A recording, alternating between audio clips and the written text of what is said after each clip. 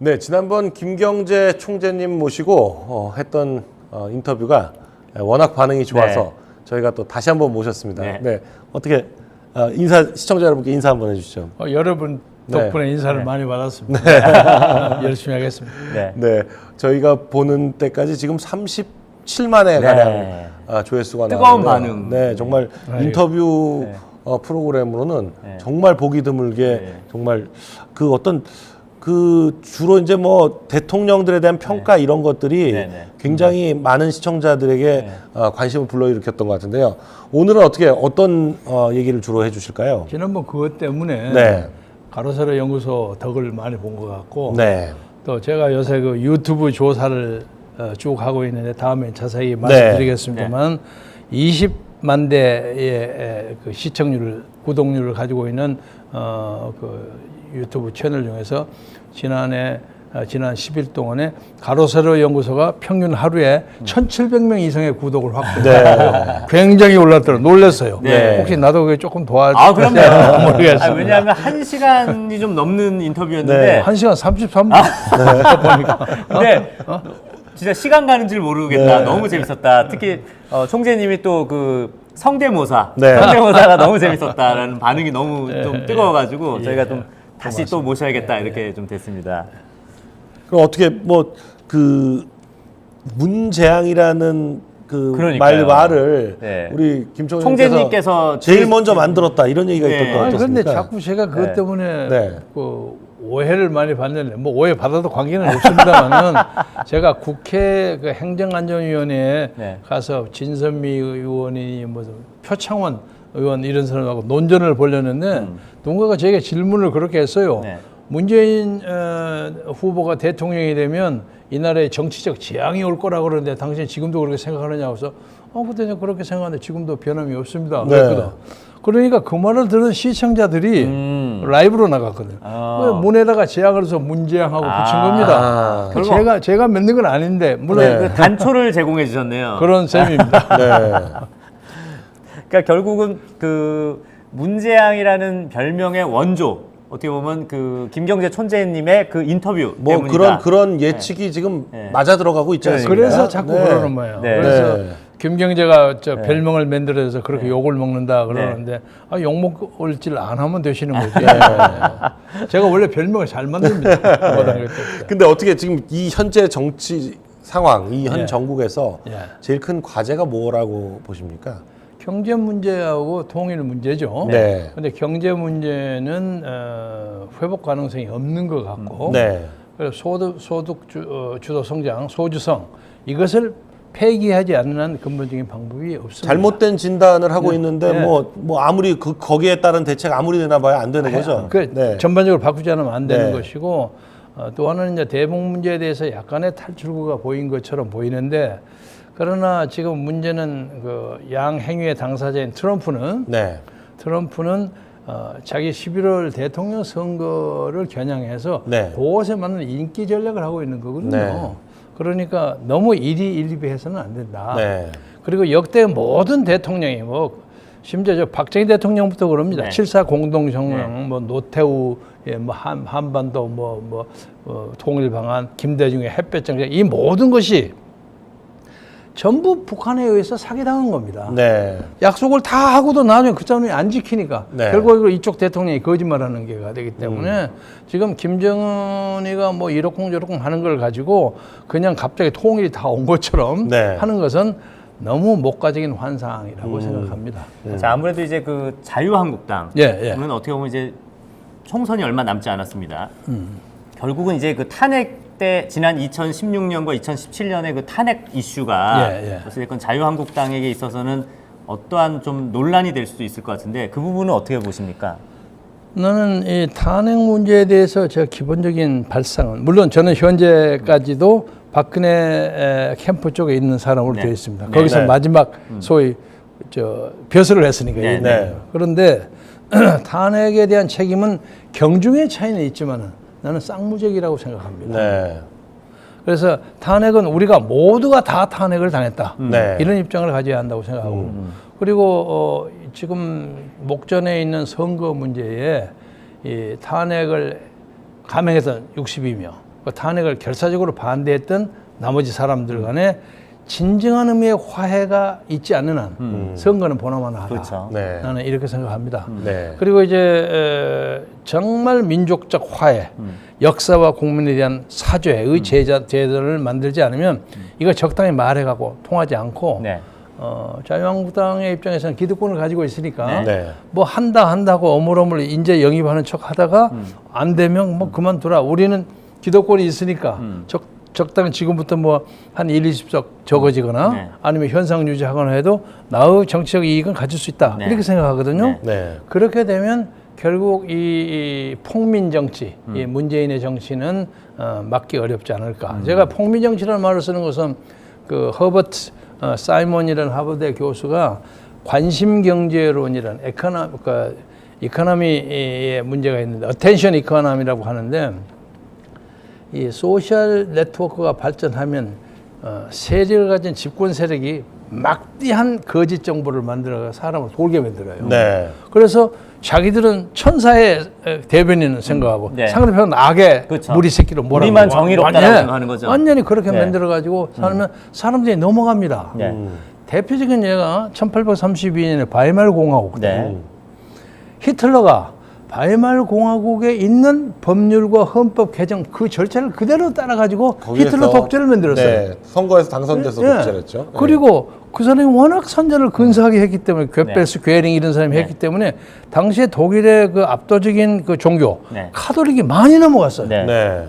보네퍼 같은 사람은 히틀러 죽이겠다고 그 살해단을 만들고 그랬는데 네. 독일의 캐톨릭, 저만 캐톨릭은 굉장히 책임이 많습니다. 그래서 이것이 소위 이 사이먼이 얘기하는 폭민 정치, 모보크라시, 폭도 민주주의예요.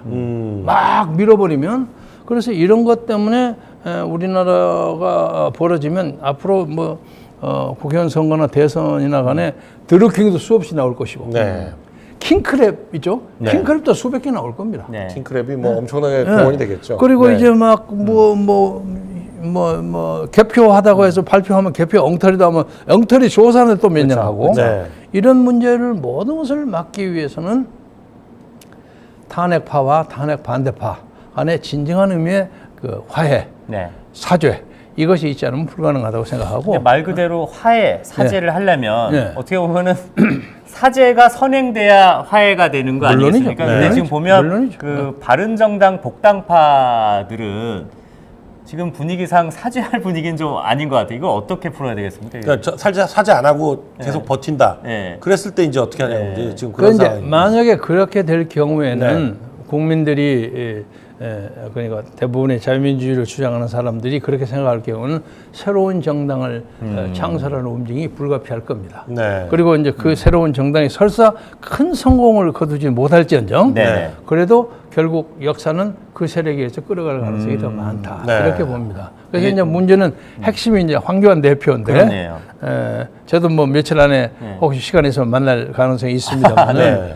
황교안 대표가 현재로서는 책임자 아닙니까? 네. 가장 중요한 분인데 그분이 정말 목숨을 거는 자세로 이 형국을 잘 요리하고 네. 극복하면 강력한 대통령 후보가 될 수가 있으리라고 생각하고 네. 그냥 거기에 있는 사람들 사이에 그냥 적당히 말려 들어가서 좋게 지나고 보면 이 현상은 계속되죠. 그러네요. 진짜 오늘 총재님께서 되게 중요한 말씀을 하셨는데 네. 만약에 사죄를 동반한 화해가 없으면 새로운 정당이 나와서 그 우파 진영을 한번 재정비해야 될 필요가 있지 않나. 그런데 지금 시간이 얼마 안 남았지만은 네. 보통 이 정책 경험으로 보면 그런 것이 한 3, 4개월 전이라도 네네. 바람만 불면 그렇게 될 수가 있는 방법이 있고 특히 여기에 중요한 것이 이 유튜브 정책 네. 언론. 이게 나는 새 시대의 언론이라고 생각합니다. 네. 그러니까 이게 다 보태면요 1,100만이에요. 네네. 구독자 수가 네네. 가로세로 연구소를 그렇죠. 포함해서 1,100만인데 지금 우리나라의 공중파 3사와 그리고 조중동 3개 네. 이게 다 보태도 몇 백만 안 됩니다. 네. 그게 조중동이 뭐 자기들은 말은 300~400만이라고 하죠. 200만도 안 된다는 소리 많고요. 네. 심지어 내가 어떤 그 신문 이름은 들지 조중동 않겠습니다만 구독자를 다 합치면요. 예. 그렇죠. 200만 안 됩니다. 그리고 네. 그 중에 그 신문 이름은 들지 않겠습니다만 거리에서 돈을 10만 원을 주면서 네네네. 구독을 좀 해달라. 그렇죠. 1년 무료 구독하고 네네네. 그다음에 맞습니다. 그래서 내가 내가 당사자입니다. 네. 아니 이게 진짜냐? 그게 진짜라는 거야. 내가 돈을 한번 받아봤어요. 받아주더라고. 내가 그 돈은 어디 의미 있게 썼어요. 그리고 1년 공짜로 보고 그 다음에 이제 구독료 내라고 나올 정도로 그때 끊으면 되죠. 그게 왜냐하면 이게 아마 그 배급소별로 그게 몇만 부 그게 그래서 자기가 돈을 내고서라도 그 할당량을 채워야 돼서 그런 거예요. 그리고 신문사로서는 광고 때문에 그런 겁니다. 그렇죠. 그러니까 이런 정도로 힘이 없어요. 그러니까 그거는 공중파 다보돼서 이 유튜브가 가장 큰 세력, 몇 배 강한 세력입니다. 그러니까 아까 방금 그런 정책 큰 이슈에 유튜브 세력의 중심 세력이 어떻게 가느냐 하는 것이 역사의 물고비를 돌릴 수 있으니까 가로 세로 아주 더 열심히 하겠습니다. 아주 중요합니다. 진짜. 그래서 나는 황교안 대표가 약간의 뭐 실수를 하고 경험이 없으니까 그러겠죠. 좀 그런 점은 있지만 기본적으로 인간이 깨끗하고 훈련이 안 되고 그렇기 때문에 잘 가다듬으면 충분히 이 위기를 극복할 수 있지 않을까 하는 희망을 가지고 있습니다. 그런데 이 자유한국당의 기득권이라는 건 무섭거든요. 이게 무섭습니다. 무섭죠. 그리고 거기서 제가 아까 양쪽으로 다 사죄하고 화해해야 한다는 것은 사실은 이게 엄밀히 말해서는요. 박근혜 이명박 공천 싸움부터 이 탄핵이 잉태됐습니다. 그렇죠. 그러니까 62명 그 사람들이 거의 다 MB표입니다. 그렇죠. 그러니까 MB가 탄핵을 지령했다는 뭐 그런 평가까지 의혹이 있죠. 의혹을 받는 본인은 이제 부인하겠지만 그런데 사실은 그 사람들이 그렇게 참 한때 지난번에도 제가 잠시 제기했듯이 한때 자기의 대표였고 자기의 대통령이었던 어떤 가녀린 여자 결혼도 안 한 여자를 결국 뒤에서 칼로 찌른 것과 마찬가지란 말이에요. 그러면서 그 양반이 2년 4개월 동안 감옥소에 있는데 그래 당신은 일말의 양심도 가지지 않느냐 하는 걸 내가 질문했어요. 근데 마찬가지로 동일한 논리의 영역에서 사태가 그렇게 악화가 될 수 있도록 친박에 있었던 사람들은 도대체 어디서 뭘 했느냐. 아까 그 얘기도 어제 했죠. 강영석 의원이 만약에 있었더라면 필리버스터를 몇 시간 했을 거예요. 데모 하나 제대로 하는 사람이 없어요. 발언하는 사람이 없어요. 그리고 그 많은 보수의 어떤 그 죄업 중에는 탁 치니까 억하고 죽었다든가 그런 옛날의 고문, 옛날에 잘못된 게 다 포함되어 있거든요. 이것을 그 보수 측의 찬반을 막론하고 다 모아서 밤새 토론해갖고 국민의힘에 진심으로 사고를 하지 않으면 이 선거는 희망 없습니다. 그래서 저는 심지어는 어떤 그 63명 그런 그쪽하고 62명 그쪽하고 생각을 같이 하는 이제 그런 사람들이겠죠. 그쪽에서 어떤 얘기까지 들었냐면 노무현이 자살을 함으로써 친노가 살아난 것처럼 박근혜 대통령 왜 자살 안 하냐. 진짜 그런 얘기를 하는 사람도 들었어요. 할 소리입니까 진짜. 잔인한 사람. 진짜 자기네들 국회의원 생명 연장만 등에 칼을 꽂아놓고는 왜 그때 안 죽었냐는 거랑 똑같은 얘기 아니에요. 우리나라 사람들이 저도 그런 이야기 들은 적 있습니다. 우리나라 사람들이 진짜로. 다른 나라 사람들이 그래요. 조선 사람들, 한국 사람들은 부끄러움을 모르는 사람들. 뭘 잘못해가지고 몇 년 지나면 사람들이 다 잊어버리는 생각하고 돌아다녀요. 근데 일본을 내가 칭찬하는 건 아니지만 일본은 그 문제에 대해서 그 커뮤니티에서 완전히 배제되거든. 그러니까 하락기리를 해야 돼요. 자기 명예를 지키기 위해서. 그런 의미에서 그 노무현 자살의 미학이 노무현을 높게 평가하는 거예요. 그리고 예전에 노회찬도 노회찬도 아니 그 사람은 왜 죽어? 그 정도를 가지고 그래서 그런 노회찬은 이제 노무현 따라간 거죠.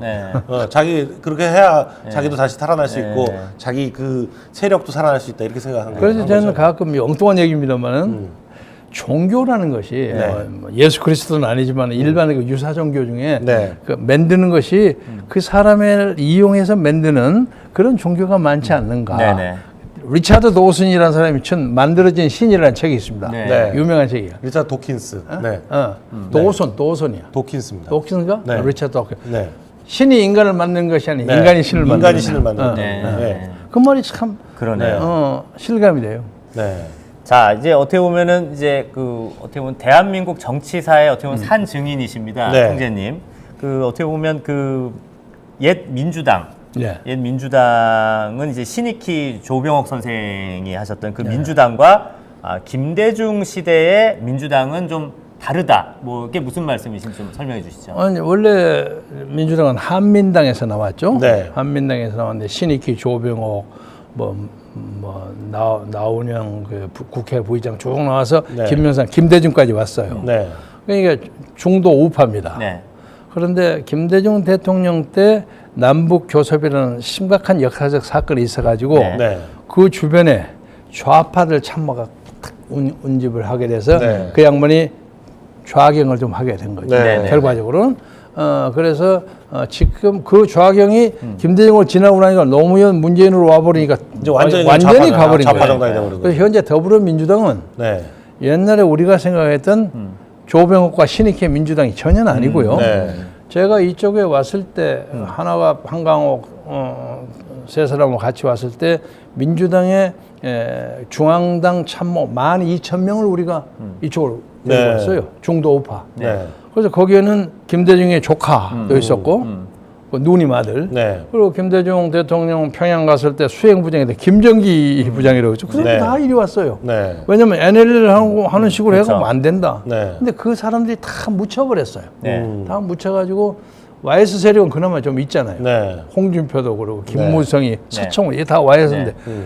이 민주당 패거리는 다 없어져 버렸어요. 네, 네. 그리고 이 사람들이 많이 이제 김대중이 제2인제를 거느리지 않아서 그 2인제 했던 사람들이 다 쓸쓸하게 세상을 마쳤어요. 김상현, 김노경, 조연아, 네. 최영근, 요 최근에 들어간 박용록 네, 이런 네. 양반들이 다 자기 뜻을 펴지 못하고 네. 그냥 묻혀버리고 네, 네. 지금 그나마 좀 남아있는 사람들은 저 민주평화당 네. 네. 거기 가서 그냥 박지원 그렇죠. 박지원, 의원, 뭐 천정배, 정동영 뭐. 거기서 네. 점심 대접 받으면서 그냥 네. 거기서 고문 노릇 아니 근데 호남의 우파 정당이라는 거는 불가능한 건가요? 그러니까 민주평화당이 호남 우파 정당이라고 봐야 되나요?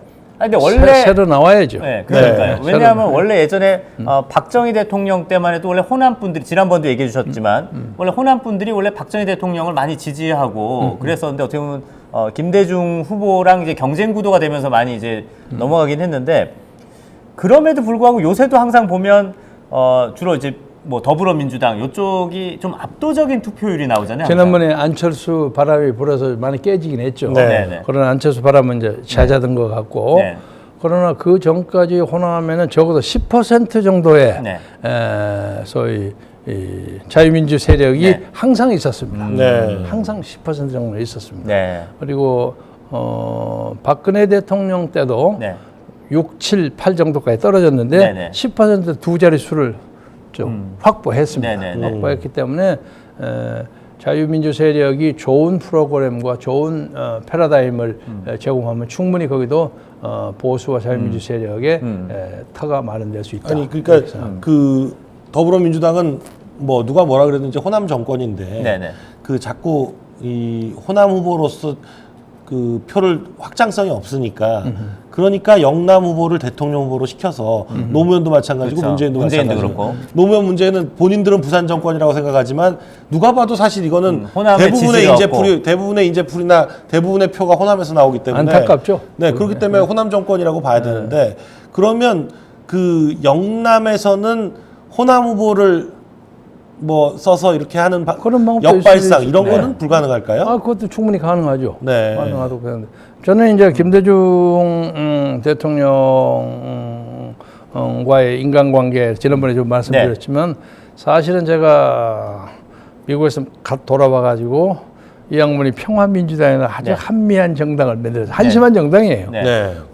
이제 외롭게 시작하는데 그래서 많은 난 정치 지망자들에게 그 예증을 하나 들어드리고 싶은데 1988년입니다. 네. 그때 YS 통일민주당에서 떨어져 나와서 대선 가지고 후보를 만들 수가 없었어요. 네. 후보. 87년에. 네. 그래서 강남 갑구, 서초 갑구 내구에는 네. 후보가 한 사람도 없어요. 네네. 네. 그러니까 보통 후보를 하면 10사람이 나오면 그중에 한 너댓 명은 그렇죠. 한 서너 명은 누구든지 당선될 만한 사람이고 네. 나머지 5, 6명은 자리 채우는 거죠. 자리 네. 채우고 뭐 시원하기도 좀 어려운 네. 사람들 이런 사람인데 비례대표 그 앞에 3, 4명커녕 뒤에 5, 6명도 하나도 없어요. 네. 내구를. 그래서 절더러 강서 갑구를 가라고 그러더라고요. 호남 인구도 한 10몇 % 있고. 네네. 그래서 그때는 뭐 그때 김 대통령 그 동교동 사저에서 사는 나는 네네. 그 입주 특보입니다. 네. 그러니까 소위 말해서 측근 중에 최측근입니다. 그런데 하도 고민을 많이 해서 제가 강남 갑부를 자원했어요. 강남에서 제일 어려운 호남이 7.6%. 그러니까 서울에서 유일하게 10% 이하를 가서 가장 했어요. 당선 확률이 낮은. 네. 당선 안 되는 거죠. 그래서 거기를 가서 강남 올과 서초 가부를 내 친구로 채웠어요. 네네. 그리고 그때 김대중은 다른 후보도 같이 그냥 채우셨어요. 다 채웠어요. 그래가지고 김대중은 비례대표 마지막 11번을 선택했어요. 배수의 진을 친 거죠. 네. 그때 그랬죠. 그게 또 화제가 됐었죠. 네. 그래가지고 선거를 했는데 개표를 하니까 놀랍게도 처음에 2시간 동안 강남갑구에 김진재가 1등이야. 이건 무슨 일이냐고 난리가 난 거야. 그래 알고 보니까 내 졸작 책 때문에 부재자 투표가 와가지고 그렇게 된 거예요. 투표에서. 네. 그래가지고 김영호 그래서 슬슬 이제 떨어지기 그때 선거운동이 한사월의 뭐 본인 김영호 회고록 저자 한사월 박사월의 본인 김경재 이거였거든요. 화제가 됐으니까. 그런데 개표를 하는데 아마 동교동에서 사람을 뒀어. 이거 돌아갔던 모양이지. 그때 황병태 의원이 됐죠. 예, 황병태. 황병태가 1등, 그다음에 최재구 의원이 2등, 제가 3등 그랬어요. 그런데 그때 민정당에서는 그러면 누가 나왔던 거죠? 최재구는 공화당이었는데 신민주공화당. 누구야? 어떤 여자분. 맞다. 저기 정의경. 그래서 나왔어요. 그 4등. 제가 아슬아슬했어요. 그런데 3일 만에 동교동을 턱 가니까 그야말로 DJ가 버선발로 나와서 나를 봤더니 어이, 내가 사람을 싹 돌려봤더니 자네는 선거가 계속 떨어져도 거기서 사람들이 술 마시면서 축배를 보고 아주 즐거워한다는 얘기를 듣고 내가 눈에서 피눈물이 났네. 아무튼 성대모사 하신 겁니다. 계산을 해서 강남 갑구에서 7,500표 정도를 받으리라는 예상을 10,000표를 더해서 17,600표를 나고 사고를 다 해서 4만 몇천 표가 돼가지고 비례대표 10분을 간신히 턱걸이하게 됐어요. 그래서 이제 물론 그 과정에서도 나에게 모략한 사람도 있어요. 저 자식 정신머리 없어갖고 지가 감히 가능한 강남갑구에서 뭐 해보겠다는 사람도 있지만 세상 모든 일에 그런 사람이 있으니까. 그러나 끝나고 난 다음에 그때 떨어지긴 했지만은 정치적으로 약간 유명세가 붙어가지고 많은 사람들, 특히 돌아가신 김상현 선배가 너 종로에서 나가라. 소위 단판을 하는 거야. 속도 일본말을 써서 쇼 붙여라. 그래서 나갔는데 처음에 나가겠다고 하니까 대통령 이제 DJ가 긴가민가를 하더라고요. 긴가민가다. 난 자네에게 의정 활동상 자네가 필요한데 뭐 어쩌고 뭐 의정 활동도 어쩌고 뭐 복불복이니까 그냥 하겠습니다. 그건 92년인가요? 92년 선거. 92년 선거. 그런데 그 아까도 얘기한 것처럼 그저 효재국민학교에서 유세를 하고 나니까 확 달라져요. 그다음에 그때 국민의당에 이내훈이라고 현대사장 이 양반이 3등을 했는데 이 양반이 그 후에 저를 탁 거리서 말해, 어이 김 위원장 나 당신하고 커피 한잔 해야 되겠어. 그래서 따라갔죠. 내 말이야. 선거운동하면서 나 당신에게 사실은 좀 반했어. 그래서 가만히 보니까 나는 그냥 정주영 회장이 해라고 그래서 나왔는데 당신 앞으로 정치 반드시 잘할 거야. 대선 올 거요.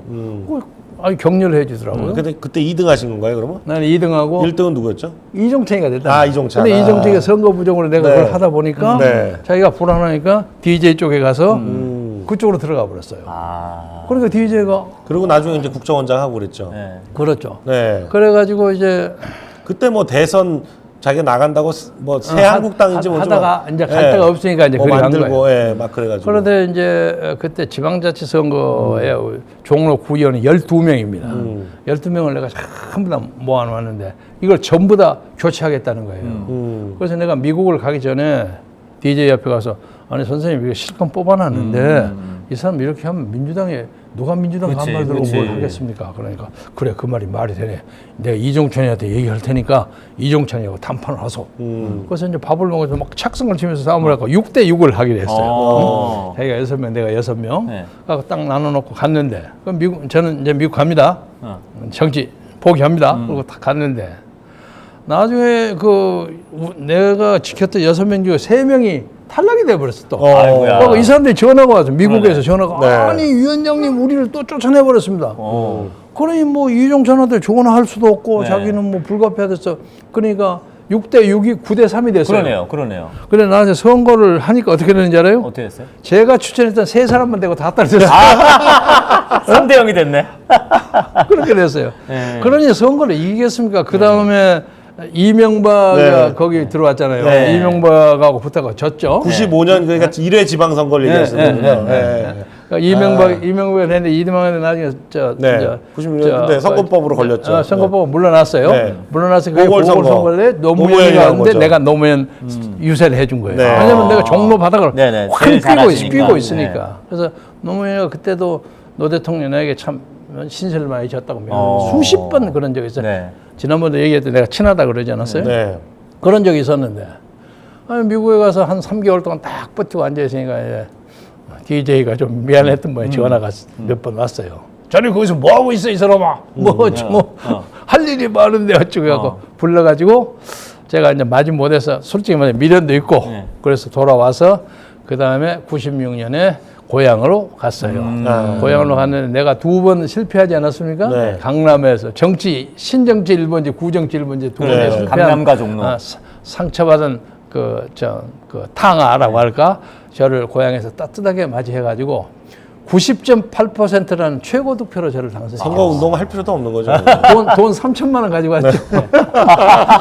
운동이고 뭐고 할 필요 없이 그냥 깃발 딱 꽂는 순간 그냥 당선이야 당선. 그래도 그렇게까지 많이 따지면 않지. 선거 운동 하나도 안 하고 8%. 90.8%다. 처음에는 정동영이가 뭐 1등 한다고 해서 그러나 보다 하고 나중에 보니까 내가 정동영보다 좀 위에 올라갔더라고요. 제가 한 번도 그 정동영이 첫 번째 초선 될 때 그때 초선에. 정동영이 1등이라고 막 주장했는데 알고 보니까 뭐 거기서 거기지만 0. 몇 % 차이지만은 그래서 거기서 편하게 2번을 했습니다. 그래서 정치는 돈 없으면 못 해요. 그렇죠.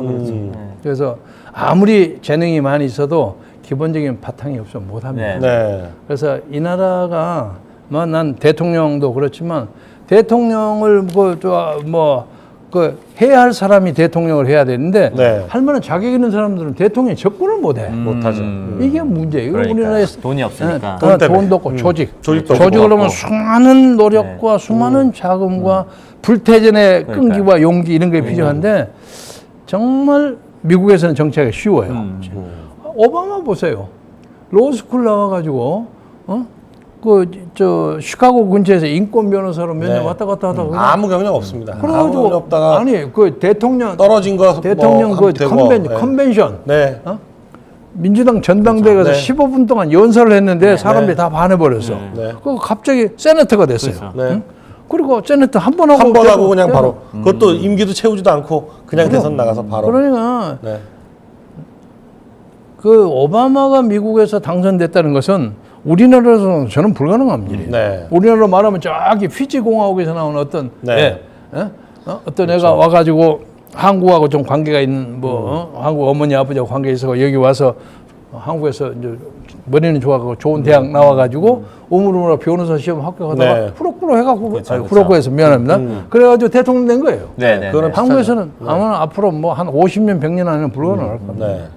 한국에서도 한 50년 지나면 이렇게 이제 필리핀 혼혈아 2세, 2세, 이 정도 해 3세, 이 정도 해가지고 이렇게 얘기가 스토리가 만들어져가지고 어떻게 그때쯤 되면 가능할지 몰라도 지금으로서는 사실 힘들죠. 그래서 나는 바쁘시다니까 빨리 하자면 유튜브 하시는 분들이 사실은 이 나라 자유민주주의를 지켜가는 역군입니다. 이건 아무리 강조해도 지나치지 않을 만큼 중요합니다. 그래서 자유한국당이 진심으로 품을 열고 반성하고 반대편에 있던 사람을 따뜻하게 모아주는 그런 감동의 모멘트를 만드는데 우리 유튜브 자유 언론이 많이 도와줬으면 좋겠어요. 네. 그것이 다른 사람 할 사람이 없어요. 네. 할 사람이 없어요. 자, 이게 사실 어떻게 보면은 이제 아무도 모릅니다. 사실 이거는 박근혜 대통령 당사자만 사실 아는 문제일 것 같은데 사실 그런 말들이 있습니다. 어떻게 보면 자유한국당 보니까 지금 뭐 말 그대로 지금 탄핵에 대한 그 사죄를 할 사람들이 과연 반성을 할 기미가 보이냐 안 보이냐 지금 논란도 있고 해서 그런 차원에서 지금 우리 공화당이 뭐 박근혜 대통령의 뜻에 따라서 뭐 당명이 정해졌다 뭐 이런 말도 있고 한데 어떻게 보십니까? 앞으로 이게 이제 총선이 어떻게 되는 게 좋을까요? 설사 뜻에 의해서 만들어졌다고 할지라도 네. 아사 그렇게 생각하더라도 박근혜 본인은 그런 적이 없다고 얘기할 겁니다. 그러겠죠. 그러니까 그건 잘 모르겠고요. 네. 저는 이제 요새 우리 공화당 사람들의 운동 역량을 상당히 높게 평가합니다. 왜냐하면 지난 2년 동안 그 춥고 배고프면서 자기 돈 가지고 쫓아와서요. 그 다른 사람들의 그 때로는 조롱의 눈길을 받아가면서 그렇죠. 그걸 매 토요일마다 그거 하는 거 이거 보통 일이 아닙니다. 그래서 이 나라 보수 세력의 뿌리가 거기 생깁니다. 저는 이제 개인적으로 재판을 하고 하기 때문에 내놓고 가서 사실 가서 마이크 잡고 싶은 생각이 간절했는데 불이익 받으실 수 있으니까 참고 근처에 많이 얼쩍얼쩍 멀리서 봤어요. 그리고 또 내 옛날 비서들 시켜서 야 몇만 왔냐, 뭐 저기 면세점에는 몇 명을 항상 체크합니다. 나는 이렇게. 근데 진짜 나는 되게 열심히세요. 보면 숫자 다 체크하시고 다 체크합니다. 그러니까 그건 프로그램을 있으려면 준비가 없으면 프로그램을 못 합니다. 그런데 거기서 보면 태극기 세력의 움직임은 감동입니다. 그 감동은 그들에게 운동 역량이 있다는 것입니다. 한 사람의 조직화된 그 요원이 100사람을 이깁니다. 조직 안 된 우중을. 그런 것처럼 자유한국당 사람들은 우리 공화당 사람들을 완전히 배제하고는 절대로 현재 상태 이상으로 올라갈 수는 없어요. 그러니까 그 밑에 적당히 폼 잡다가 그냥 현상유지, 소위 스테이터스코어를 할 가능성이 있어요. 그럴 경우에는 어떻게 하느냐. 이것은 완전히 옛날 민한당처럼 제2중대가 된단 말이에요. 그 쥐들의 기득권만 보호하고 우리는 민생은 아무 관계가 없게 된단 말이에요. 이럴 경우는 좌시해야 되느냐.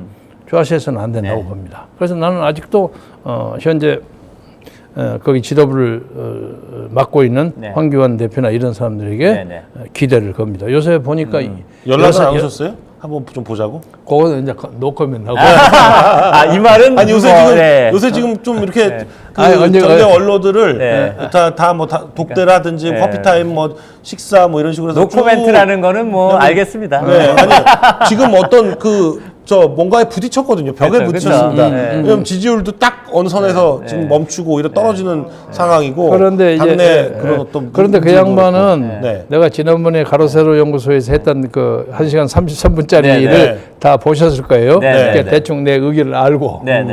또 오늘 이것도 어떻게 보게 되겠죠. 보게 되면 나를 만나나 안 만나나 마찬가지예요. 그런데 뭐 어차피 어딘가에서 언젠가를 만나게 될 겁니다. 자세히 이야기하기는 곤란하지만 만나서 나는 이거냐 저거냐 묻는 거예요. 당신이 이렇게 한다면 나는 당신을 열심히 돕겠다. 그러나 이게 보통 어려운 일이 아닙니다. 자기 운명을 걸고 하는 일이기 때문에 일생일대의 결단이 필요할 겁니다. 저도 그래요. 뭐 나이 들어가지고 그냥 적당히 살면 되지 뭐 열심히 그걸 해야 하느냐 하는 사람도 많지만 너무 많은 사람들이 압력을 넣어요. 당신 그거 뭐 하고 있느냐고.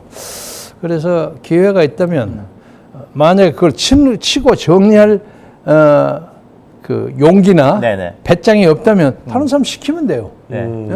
정권을 좀 시키면 되니까 그것은 자기가 그렇게 할 수 없기 때문에 못한다 하는 말은 변명입니다. 그러니까 역사를 물구비를 돌릴 수 있는 기회와 찬스는 얼마든지 있다.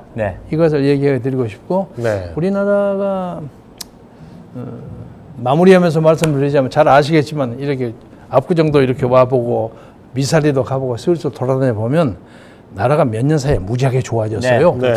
거리도 깨끗해지고 그리고 뭐 나는 16년을 외국에서 살다 보니까 외국 거리를 잘 알잖아요. 그런데 세계 내놔도 빠지지 않아요. 네. 빠지지 않는데 우리가 보면서 속으로 해서 이런 날을 감히 김정은 땅이가 먹으려고 해? 네. 웃기는 소리야. 나는 이런 느낌이 가지는데 네. 만만치 않는 나라입니다. 이 나라. 네. 절대 만만치 않는 나라인데 이 나라에게 좋은 역사가 오리라고 생각합니다. 네. 그러니까 운명에 대한 낙관론자입니다. 네. 네. 앞으로 그렇게 되기를 바랍니다. 네. 자, 사실 어떻게 보면 지금 뭐 우리 총재님이랑 할 이야기가 몇 가지가 더 있습니다. 사실 그 네. 뭐 문재인 친구라는 사람을 뭐 자유총연맹 총재 또 임명한 경우도 있고 뭐 김원웅 네. 이야기도 있고 뭐 아이고. 유튜브 뭐 할 얘기가 좀 많은데 너무 또 어쩔 수 없이 저희가 네. 시간 관계상 다음 주에 어떻게 한 번 더 네. 저희가 할 얘기가 너무 많습니다. 지금 네. 총재님이랑 너무 이야기 보따리가 지금 이만큼 쌓여 있는데 김원웅도 귀하의 선배가 되지 않아요? 맞습니다. 나도 잘하는 사람이거든. 그러니까. 아, 있는 골치 아파. 네. 저희 우리 김경현 총재님을 다음 주에 또 다시 한번 네. 모실 것을 약속드리면서 네. 오늘은 네. 여기까지 하겠습니다. 시청해주신 여러분 대단히 감사합니다.